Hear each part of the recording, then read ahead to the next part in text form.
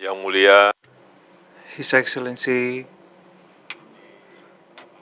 Prime Minister Anthony Albanese, His Majesty, Excellencies ASEAN leaders. bagi ASEAN, Australia For ASEAN, Australia is more than just a neighbor. Australia is a strategic comprehensive partner and also the link to the Pacific region. On the other hand, ASEAN is also an important trading partner for Australia with a trade value that is higher than with the US and Japan.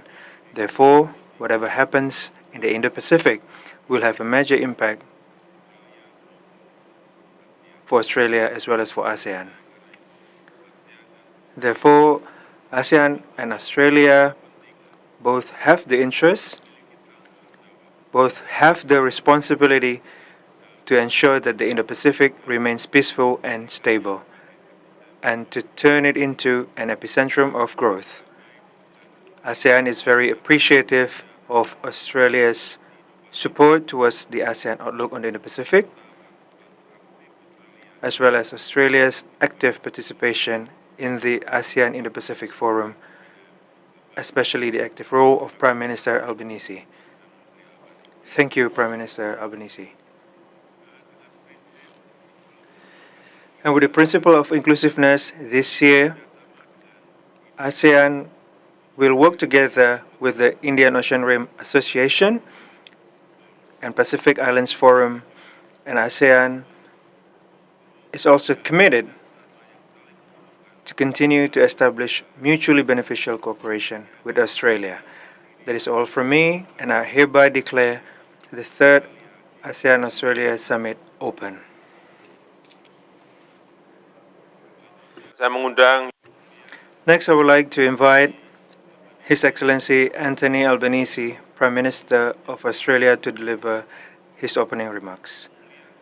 Excellency, you have the floor. Well, thank you very much, President Widodo, for co-chairing this meeting. And I do want to congratulate Indonesia on its leadership of ASEAN this year, following on from, of course, your leadership of the G20 just last year. Thank you also to Prime Minister Sonsei Siphandone for Lao PDR's ongoing support as Australia's ASEAN country coordinator. Australia is pleased to support your preparations for the 2024 ASEAN Chair Year. ASEAN is profoundly important to Australia. We share ASEAN's ambition for economic prosperity and stability. My government is committed to growing and strengthening our ties with ASEAN. Yesterday, I launched a blueprint for Australia's economic engagement in the region over the next 2 decades. Authored by our Special Envoy for Southeast Asia, Mr. Nicholas Moore, Invested Southeast Asia Economic Strategy to 2040 sets out a practical pathway to deepen our economic engagement, complementing our significant body of work together. And that cooperation has gained significant momentum since we agreed the ASEAN-Australia Comprehensive Strategic Partnership. Our program of cooperation is about building a region that is secure and stable, that works for the people in it, and that can address complex challenges like climate change, health security, and transnational crime. In the last 12 months, through the Oz for ASEAN Futures Initiative, we supported the development of the ASEAN Strategy on Carbon Neutrality adopted on Tuesday. We supported the development of the ASEAN Digital Economy Framework Agreement. We backed the updating of ASEAN's infrastructure pipeline and supported practical implementation of the ASEAN Outlook on the Indo-Pacific.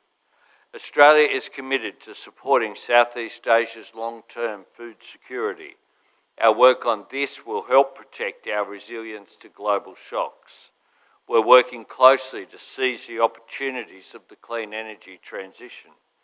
Australia looks forward to co-hosting the ASEAN-Australia high-level dialogue on climate change and energy transition with Vietnam and Laos later this year. In 2024, we will celebrate 50 years of partnership between Australia and ASEAN.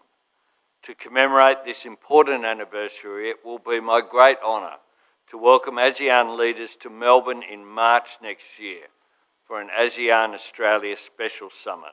I look forward to hearing your priorities for ASEAN-Australian cooperation today. I thank you.